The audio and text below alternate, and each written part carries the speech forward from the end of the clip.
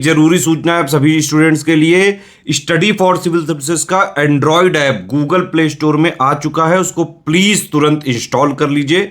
और अगर आप स्टडी फॉर सिविल सर्विसेज के सिर्फ ऐप से कोई भी कोर्स, कोई भी पीडीएफ परचेस करते हैं तो उसमें अप्लाई कूपन, अगर आप ज्ञान सर जो है आप उसमें अप्लाई करते हैं, ये कूपन कोड है, तो उसमें 20% फीस तुरंत माफ हो जाएगी। मतलब 20% डिस्काउंट तुरंत उसमें लग जाएगा।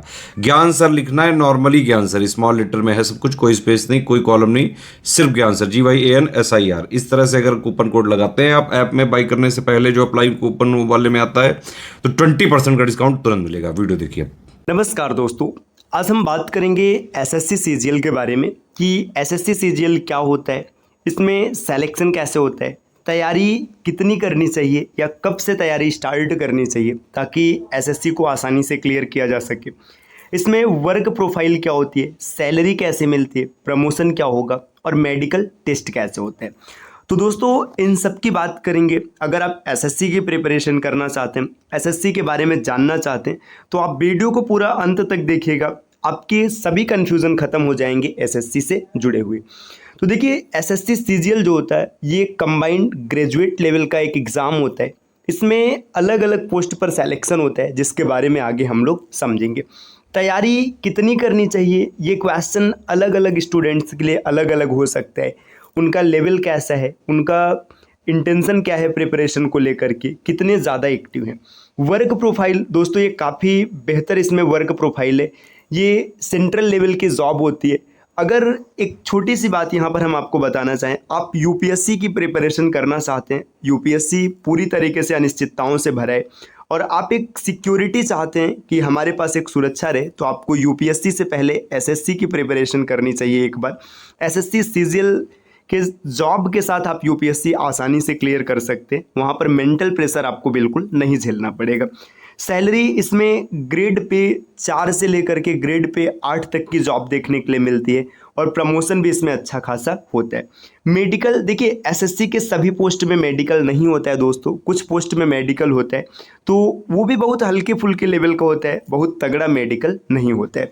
तो आइए समझते हैं एक एक पोस्ट के बारे में विस्तार से। देखिए, जो एसएससी है, एसएससी 3 तरीके से एग्ज़ाम को कंडक्ट कराती है, 10th लेवल पर, 12th लेवल पर और ग्रेजुएट लेवल पर। 10th लेवल पर एसएससी के 2 एग्ज़ाम्स होते हैं, एसएससी एमटीएस और एसएससी जीडी। देखिए, जो एसएससी जीडी होता है इसमें फिजिकल और मेडिकल का टेस्ट होता है, जबकि एमटीएस में ऐसा नहीं होता है। एसएससी एमटीएस के फॉर्म्स अभी भरे गए हैं, अगर आपने फॉर्म भरा होगा तो ये वीडियो आपके लिए इंपॉर्टेंट होने वाला है। जब 12th लेवल की बात करेंगे दोस्तों, यहाँ पर 2 एग्ज़ाम्स होते हैं, एक CHSL होता है, एक स्टेनो होता है। देखिए, एसएससी में जो सबसे आसान होता है सिलेक्शन लेना वो स्टेनो में होता है। अगर आपको स्टेनो आती है, ये एक राइटिंग स्किल है, तो सबसे आसान है एसएससी में स्टेनो में सिलेक्शन लेना। इसके बाद ग्रेजुएट लेवल पर 2 एग्ज़ाम्स होते हैं, एक सीजीएल होता है और एक सीपीओ होता है। सीपीओ में ये मेडिकल पोस्ट है, इसमें फिजिकल होता है, मेडिकल होता है। सीजीएल में ऐसा नहीं होता है।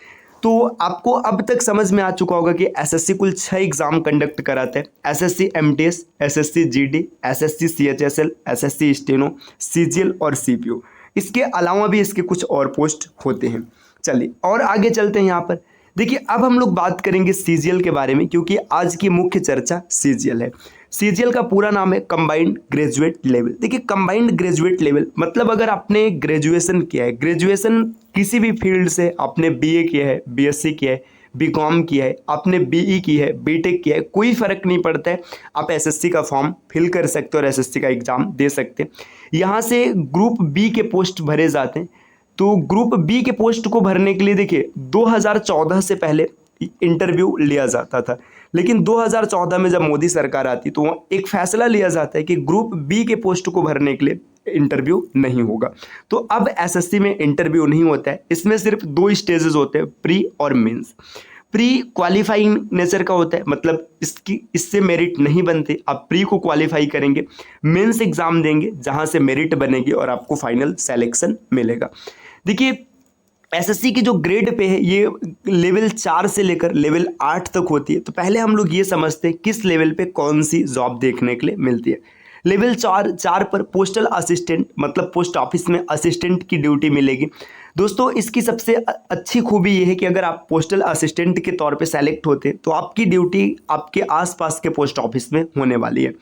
दूसरा सीनियर सेक्रेटरीट असिस्टेंट SSA, इसका पहले नाम हुआ करता था UDC अपर डिवीज़न क्लर्क, इसी को अब SSA कहा जाता है। टैक्स असिस्टेंट आप बन सकते हैं। सब इंस्पेक्टर इन नारकोटिक्स, अगर आपको नारकोटिक्स में SI बनना है तो ये ग्रेड पे लेवल 4 पर आती है। इसके बाद लेवल 5 पर देखिए इसमें कौन कौन से पोस्ट आते हैं। जितने भी ऑडिटर होते हैं सब लेवल 5 के होते हैं।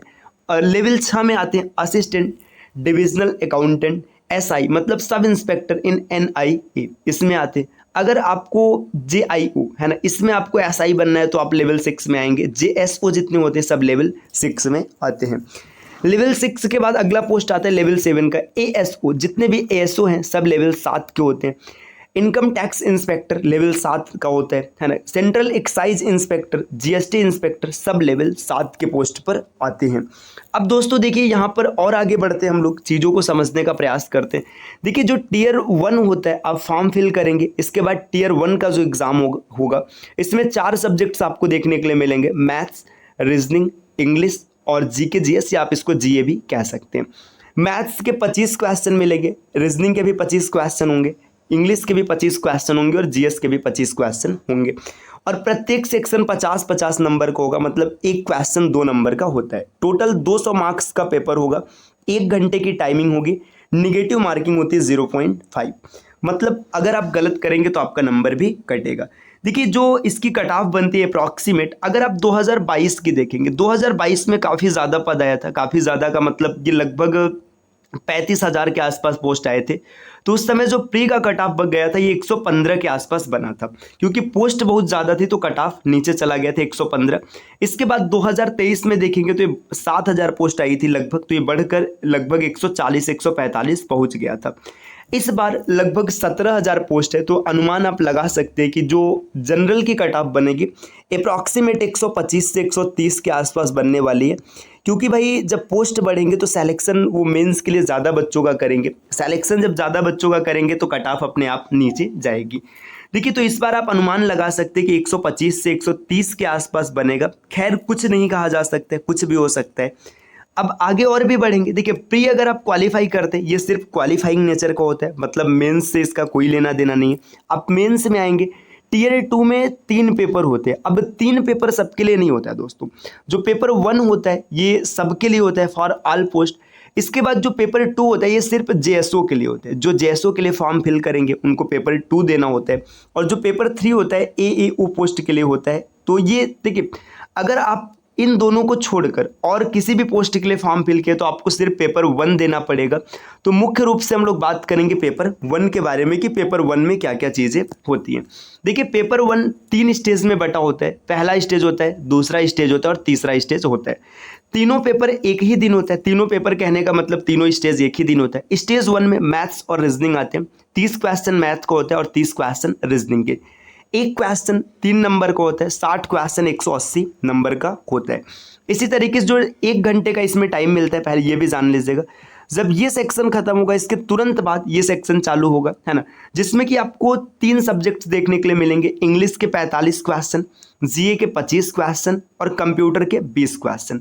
देखिए इंग्लिश और GA इसका मार्क्स जुड़ेगा आपके सिलेक्शन में, ये टोटल 210 नंबर्स का होता है।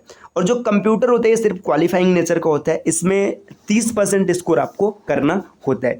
30% का मतलब मान के चलिएगा आपको लगभग 6 से 7 क्वेश्चन सही करना पड़ेगा। अगर आप इसको क्वालिफाई नहीं कर पाते तो आपने पीछे कितना बेहतर प्रदर्शन किया इससे कोई फर्क नहीं पड़ता है दोस्तों, सब कुछ बेकार हो जाएगा। यहाँ पर 210 नंबर और ये 180 नंबर, 390 के आधार पर मेरिट बनती जिससे सिलेक्शन होता है। और इसके देखिए ये पेपर होने के बाद आपको 1 से 1.5 घंटे या 2 घंटे का समय दिया जाएगा। इसके बाद टियर 3 चलेगा, मतलब इस पेपर का टियर 3, जिसमें टाइपिंग टेस्ट होगा। टाइपिंग टेस्ट इसमें 2000 की डिप्रेशन देना होता है दोस्तों 15 मिनट में। अप्रॉक्सीमेट 26 से 27 कीवर्ड आएगा। देखिए, आपको इसे हल्के में नहीं लेना है। एक बात आपको बता दें, कई स्टूडेंट्स को ऐसा लगता है कि टाइपिंग टेस्ट को हल्के में लिया जाए या फिर हम इसे आसानी से कर लेंगे, ऐसा नहीं हो सकता है। दोस्तों, मैं खुद टाइपिंग टेस्ट में फेल हुआ हूँ, ये बात मैं स्वीकारता हूँ कि यहाँ पर मेरी कमी रही है। मैंने टियर 1 क्वालिफाई किया है, टियर 2 भी क्वालिफाई किया है, लेकिन टाइपिंग में अच्छा प्रदर्शन न करने के कारण सिलेक्शन नहीं हुआ है। तो टियर 3 जो इसका ये मतलब आप इसे टियर 3 बोलिए, टाइपिंग टेस्ट बोलिए, अगर आप सीजीएल देना चाहते हैं तो आपको अभी से इसकी प्रैक्टिस चालू कर देनी है। अगर आपका टाइपिंग कमज़ोर रहा तो आप कितना भी बेहतर कीजिए, आप सब हर चीज़ बेकार हो जाएगा, कोई भी अर्थ नहीं निकलेगा। तो दोस्तों, उम्मीद है कि आपको एसएससी के बारे में बहुत बेहतर तरीके से समझ में आ चुका होगा। अब बात करते हैं कि इसकी प्रिपरेशन कैसे करनी है। तो इसके प्रिपरेशन के लिए आपको प्ले स्टोर से इंस्टॉल करना है ज्ञान सर एजुकेशन एप्लीकेशन। आप इस एप्लीकेशन को इंस्टॉल कीजिएगा और मात्र 100 रुपये में आप कंप्लीट कोर्स प्राप्त कर सकते हैं एसएससी के जीएस सेक्शन का। इसके अलावा जल्द ही आपको और सब सेक्शन देखने के लिए मिलेंगे। 50 रुपये में आप टेस्ट सीरीज प्राप्त कर सकते हैं। और बात एसएससी की नहीं है, आप रेलवे, बैंक या फिर यूपी पुलिस कांस्टेबल किसी भी एग्जाम की प्रिपरेशन कर रहे हैं, ज्ञान सर एजुकेशन एप्लीकेशन से आप बहुत ही कम दाम में कोर्सेज प्राप्त कर सकते हैं। तो ये पूरी जानकारी रही दोस्तों एसएससी के बारे में। कैसी लगी जानकारी कमेंट करके ज़रूर बताइएगा।